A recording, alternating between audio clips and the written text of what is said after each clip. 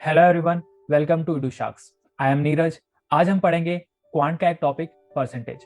इस वीडियो में हम कवर करेंगे इंट्रोडक्शन परसेंटेज का कंसेप्ट हम कवर करेंगे। एक हम मेथड भी सीखेंगे जिससे हम सिंपल वे में परसेंटेज के क्वेश्चन सॉल्व कर सकते हैं। उसके बाद हम परसेंटेज का गोल्डन रूल समझेंगे, कुछ एग्जाम्पल क्वेश्चंस भी करेंगे जिससे आपको टॉपिक और भी ज्यादा क्लियर हो जाए। एंड जो प्रैक्टिस क्वेश्चन है परसेंटेज के, उसके ऊपर हम नेक्स्ट वीडियो बनाएंगे। तो अब हम समझते हैं परसेंटेज होता क्या है। परसेंट हम यहाँ पर लिखते हैं परसेंट। अगर परसेंट को मैं ब्रेक करता हूं तो एक हो जाता है पर, देन हो जाएगा सेंट। ठीक है, परसेंट हमारा दो वर्ड से मिलकर बना है, पर एंड सेंट। पर का अगर हम मतलब समझे तो पर को हम हिंदी में बोलते हैं तो पर का मतलब होता है प्रति। और सेंट का आपको पता है, जैसे कि क्रिकेट मैच के अंदर सेंचुरी होती है। ठीक है, तो सेंट का मतलब होता है 100।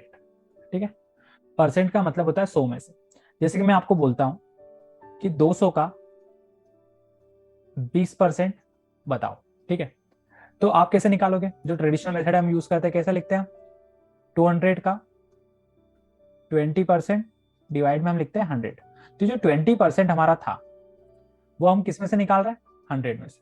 ठीक है, अगर वैसे मैं आपको बोलता हूं कि आपको 360 का 30% निकालना है, तो उसको आप कैसे निकालेंगे? आप यहां पर लिखेंगे 360 इंटू 30। 30% हमारा कितने में से? 100 में से। ठीक है, आप इसको सॉल्व करते हैं तो क्या हो जाएगा? 2 जीरो से 2 जीरो गए, टेन टू टू 4, ये हो जाएगा 40। इसको भी हम सॉल्व कर लेते हैं। ये वाली जीरो से ये वाली जीरो गई हमारी, ये वाली जीरो से ये वाली जीरो गई। 3 6 18, कैरी आया 1, 3 3 9 और 0 108 हो जाएगा। ठीक है, ये हमारे सॉल्यूशंस हो गए। ये तो हमने यहाँ बेसिक से समझ लिया कि परसेंट होता क्या है। आगे हम समझते हैं इसके कंसेप्ट के बारे में, कैसे हमको क्वेश्चन सॉल्व करना है और किस टाइप से हमें क्वेश्चन आएंगे। आगे हम थोड़ा सा पढ़ते हैं। अब हम यहाँ पर देख लेते हैं, जैसे आपको बोल दिया 40 का 10% निकालो, तो 40 का 10% कितना होगा? 4। ये हमने डायरेक्टली बता दिया। वैसे अगर आपको बोल देता है कोई कि 100 का 70% निकालो, तो आप क्या बोल दोगे? 70। देन आपको किसी ने बोल दिया कि 500 का 20% निकालो, तो आप कैसे बोलोगे?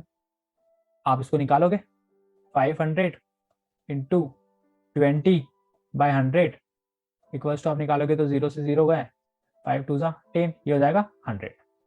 ठीक है, एक हमारी होती है मल्टीप्लीकेशन वाली मेथड।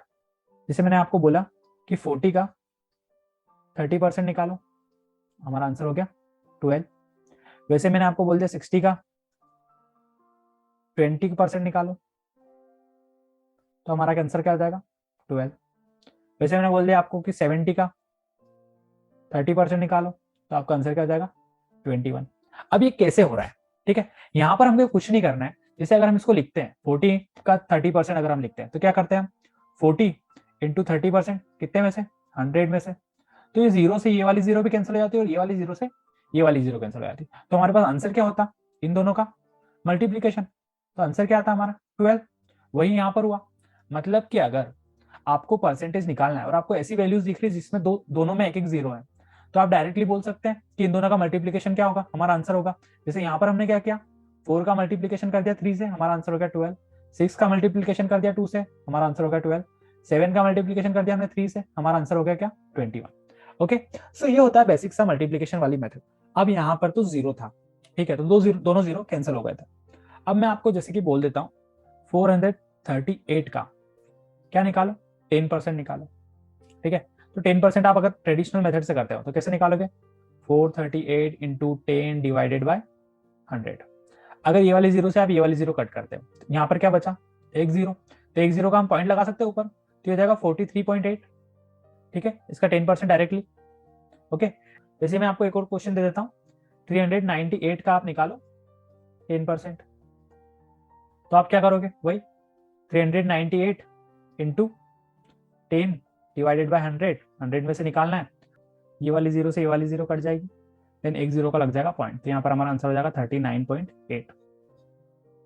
ओके, आगे हम थोड़ा क्वेश्चंस को ट्राई करेंगे तो हमें ये और भी क्लियर हो जाएगा। अभी हम थोड़ा सा प्रैक्टिस कर लेते हैं। ठीक है, ये मैं रफ कर देता हूं।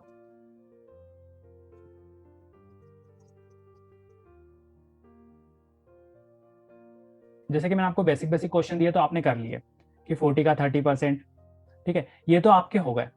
पर मैं आपसे बोलता हूँ कि 40 का 50% कितना होगा, तो आप डायरेक्टली क्या करोगे, 40 का हाफ कर दोगे, तो कितना होता है हमारा 20, ये हो गया 50%। वहीं मैं अगर आपसे बोलता हूँ कि 40 का 25% कितना होगा, तो आप बोल दोगे 20 का हाफ मतलब कि 10, ठीक है। ये होता है हमारा फास्ट करने का। अब अगर मैं आपको बोलता कि 40 का 75% कितना होगा, तो आप क्या करोगे, आप मेथड से सॉल्व करने जाओगे। बट ऐसा भी हो सकता है कि हम 50 + 25 कर दें, तो क्या हो जाएगा हमारा 75। तो इन दोनों को अगर हम ऐड कर देते हैं तो हमारा क्या आ जाता है आंसर 30। तो हमारा 75% क्या होगा 30। ओके, जैसे हम मान लेते हैं ये तो हमारा थोड़ा सा जीरो वाला था, तो ये कैलकुलेशन थोड़ा सा इजी था।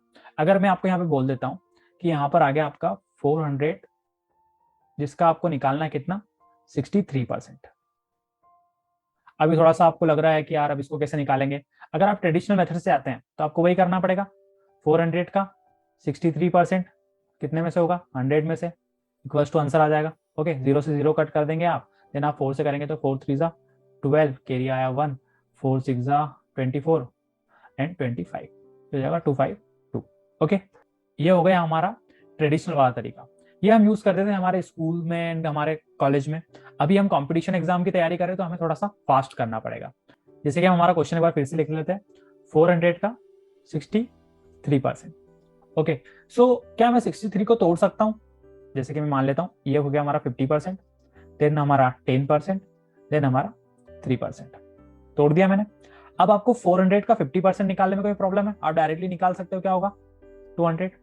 10% निकालने में कोई प्रॉब्लम है नहीं, आप डायरेक्ट नहीं निकाल सकते हो, क्या 40। 3% निकालने में प्रॉब्लम हो सकती है, हाँ बिल्कुल हो सकती है। तो आप क्या कर सकते हो, आप इसका 1% निकाल सकते हो। तो 1% कितना होगा इसका 4, ठीक है।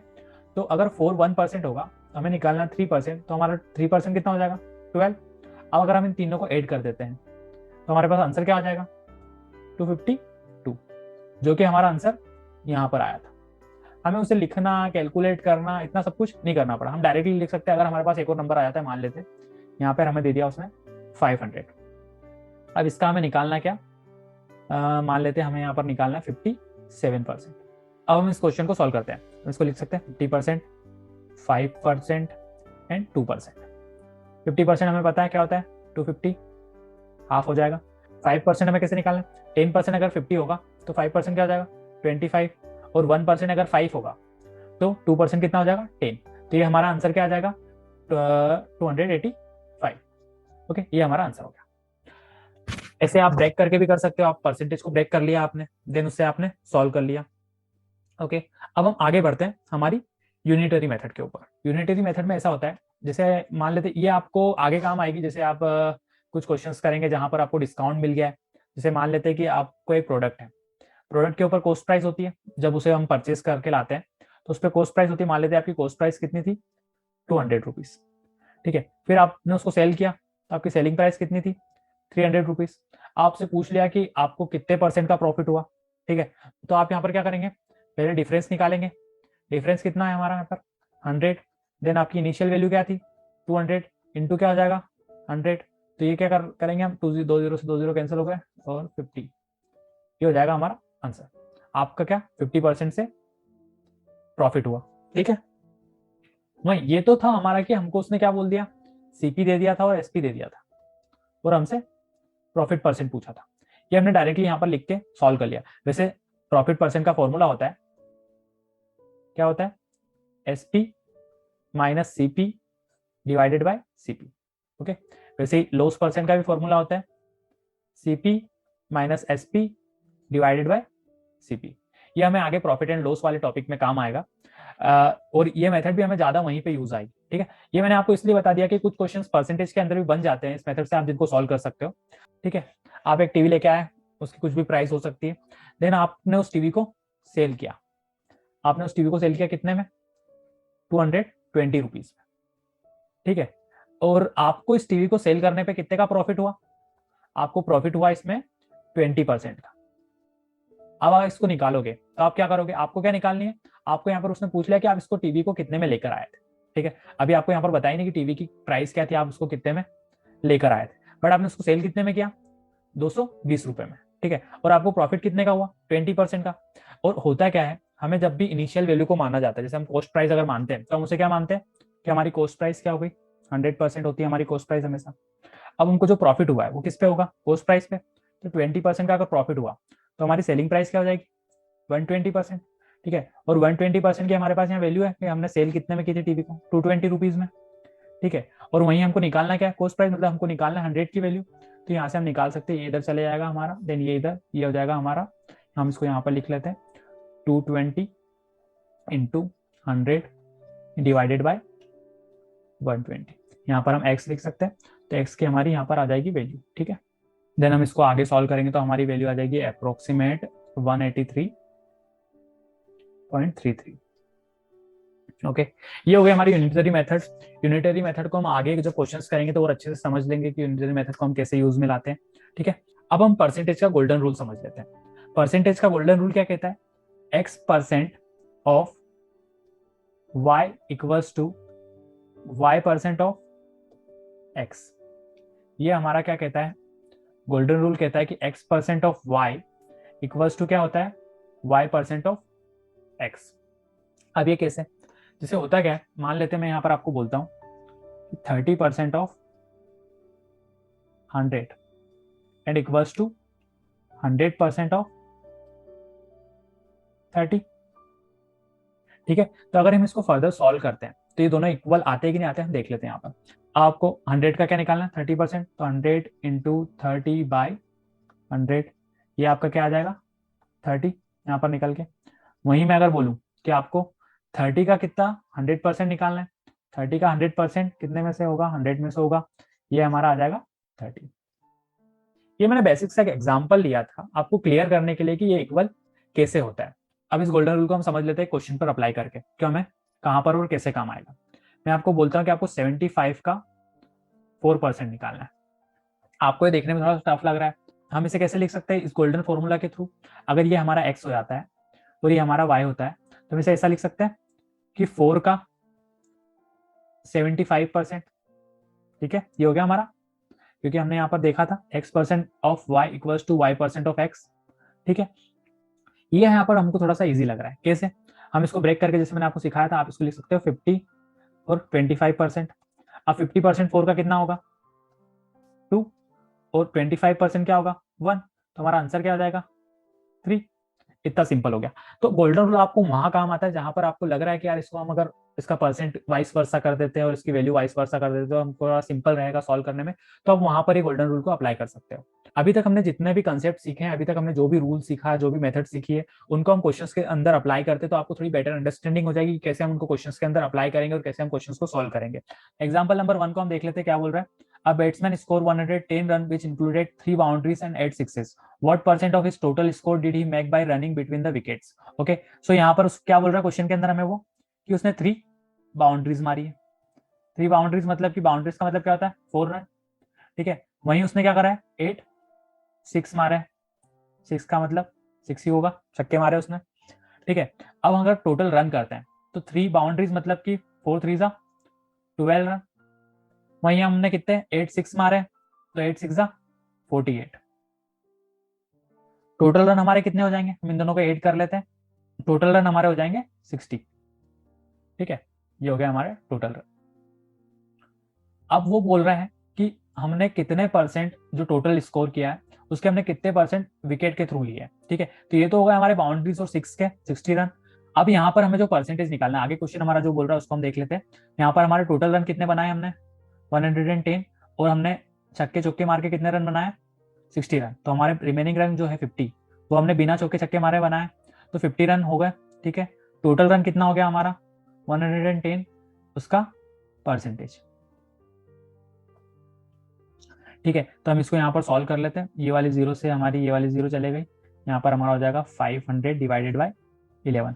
इसको हम थोड़ा सॉल्व कर लेते हैं, हमारा आंसर क्या आता है 500 का हम 11 से डिवाइड करते हैं, ये हो जाएगा 11 4 44, यहाँ पर हमारा रिमेनिंग 6 बचता है, देन ये हो जाएगा 0 यहाँ पर आ जाएगा 11 5 हो जाएगा हमारा 55, यहाँ पर हमारा रिमेनिंग बच जाएगा 5। इसे हमें आगे सॉल्व करने की जरूरत नहीं है, हमारा आंसर आ चुका है 45 5/11। सो हमारा करेक्ट ऑप्शन हो जाएगा ऑप्शन बी। अगला एग्जाम्पल हम देख लेते हैं। अगला एग्जाम्पल हमें क्या बोल रहा है, two students appeared at an examination, one of them secured 9 marks more than the other and his marks was 56% of the sum of their marks, the marks obtained by them are.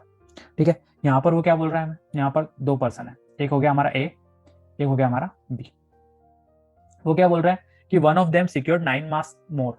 ठीक है, मान लेते हैं कि ए ने हमारे कितने बनाए, एक्स मार्क्स आए ए को, तो बी को कितने आएंगे, एक्स प्लस 9। आगे हमें क्वेश्चन में क्या बोला है कि जो भी हमारा पर्सन है जो कि 9 मार्क्स ज्यादा लेके आया है वो किसके इक्वल है, 56% ऑफ सम ऑफ बोथ, तो एक्स प्लस क्या आ जाएगा, एक्स प्लस 9।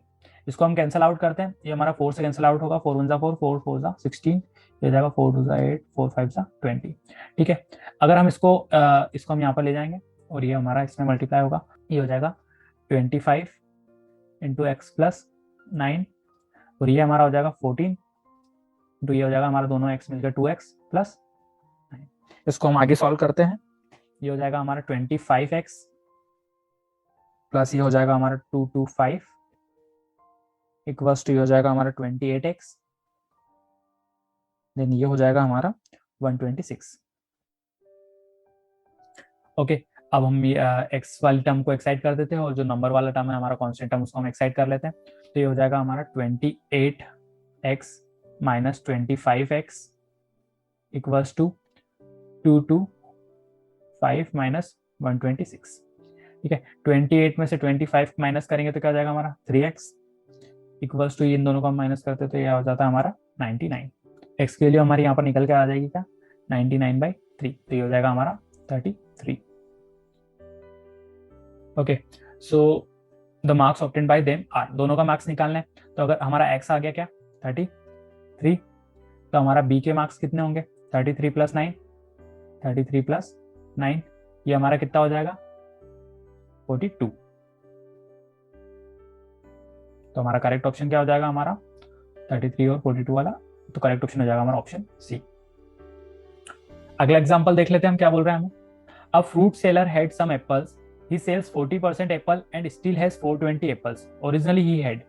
ओके, मतलब क्वेश्चन हमें बोल रहा है कि 40% एप्पल्स सेलर ने क्या करा, सेल कर दिए, तो रिमेनिंग जो उसके पास बचे थे वो कितने बचे होंगे आप 60%, क्योंकि टोटल हमारा क्या होता है 100, और 100 में से अगर उसने 40% सेल कर दिए तो कितने बचेंगे 60%। तो 60% की वैल्यू उसने हमें यहाँ पर गिवन दी है क्या, 40% एप्पल्स उसने बेचने के बाद उसके पास जो एप्पल बचे वो कितने 420, तो बचा हुआ यहाँ पर हमारे हिसाब से क्या है 60%। 60% की वैल्यू हमें यहाँ पर दी हुई है क्या 420। यहाँ पर लगेगी हमारी यूनिटरी मेथड, जैसा कि मैंने आपको बताया था। हमें निकालना क्या है, ओरिजिनली ही हैड, मतलब कि 100 की वैल्यू निकालनी है कि उसके पास टोटल कितने थे एप्पल्स। ठीक है, 60% की वैल्यू यहाँ पर हमारे पास है क्या 420, हमें निकालने किसकी है 100 की, ये हो जाएगा हमारा क्रॉस मल्टीप्लाई, ये हो जाएगा 420 इंटू 100 डिवाइडेड बाय 60। इसको हम फर्दर सॉल्व कर लेंगे तो हमारा आंसर आ जाएगा, 0 से 0 कैंसिल हो जाएगा, 6 7 42 और ये हो जाएगा हमारा आंसर आ जाएगा हमारा 700 एप्पल्स उसके पास थे। सो हमारा करेक्ट ऑप्शन हो जाएगा हमारा ऑप्शन डी। ठीक है, ये यहाँ पर हमारी यूनिटरी मेथड काम आ गई हमको। अब आप उसको ट्रेडिशनल वे में भी कर सकते थे, होता यही एंड में आपका यही बनता जो यहाँ पर हमने बनाया ना, एंड में आपका यही बनता। आप कैसे लिखते हैं उसको कि x हमारे कितने थे, टोटल हमारा था x, फिर x में से जो 60% है उसकी वैल्यू हमारे पास क्या है 420। तो यहाँ x की वैल्यू कैसे निकलेगी आपकी, x equals to 420 into 100 divided by 60, बन गया आपका ऐसा सेम। तो ऐसे क्वेश्चंस को कॉम्प्लिकेट करने से कोई मतलब नहीं, एक्स वाई लगा के आपको वेरिएबल्स में घुसने से कोई मतलब नहीं, आप डायरेक्टली यूनिटरी मेथड लगाकर क्वेश्चंस को सॉल्व कर सकते हो। अगले एग्जांपल की ओर बढ़ते हैं हम हमारे। अगला एग्जांपल में क्या बोल रहा है, a equals to x% of y and b equals to y% of x, then which of the following is true. ये थोड़ा डायरेक्ट क्वेश्चन है, इसको सॉल्व करने की जरूरत नहीं है। ये क्या बोल रहा है, a is smaller than b, ये तो हमारा गलत ऑप्शन है। a is greater than b, नहीं ये भी गलत ऑप्शन है। a इक्वल्स टू b, ये हो जाएगा हमारा correct option, option C. Option C correct कैसे हुआ, अब जरा आपने गोल्डन रूल को याद कीजिए। ठीक है, यहाँ पर हम ऑप्शन के हिसाब से क्या बोल रहा है वो a इक्वल्स टू b, ए हमें क्या बोल रहा है x% ऑफ y, ये हो जाएगा हमारा x% ऑफ y, b क्या बोल रहा है हमारा y% ऑफ x, ये हो जाएगा y% ऑफ एक्स। ये बन गया हमारा वही जो हमने गोल्डन रूल सीखा था। तो गोल्डन रूल के हिसाब से हमारा आंसर सही क्या होगा, A = B।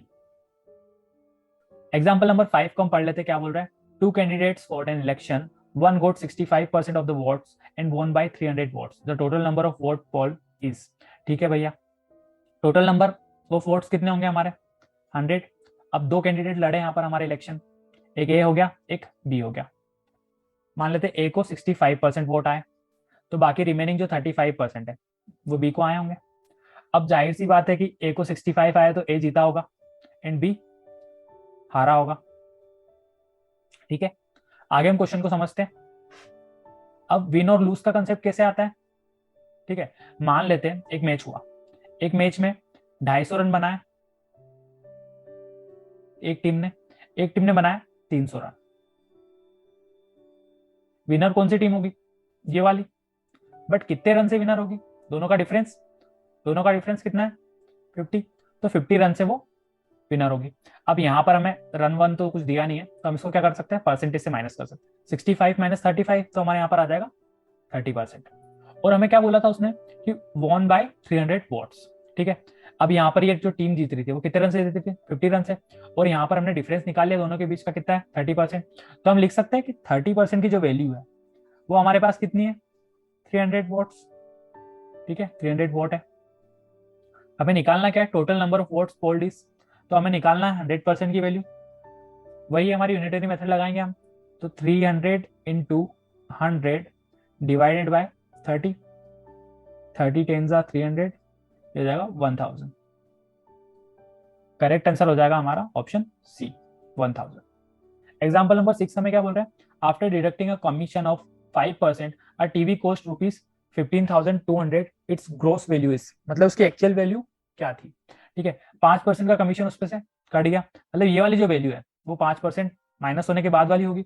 मतलब अगर उसकी ग्रोस वैल्यू जो थी वो 100% होगी, तो 5% अगर कमीशन हम उसमें से माइनस कर देते हैं तो अब हमारे पास कितना बचा 95%।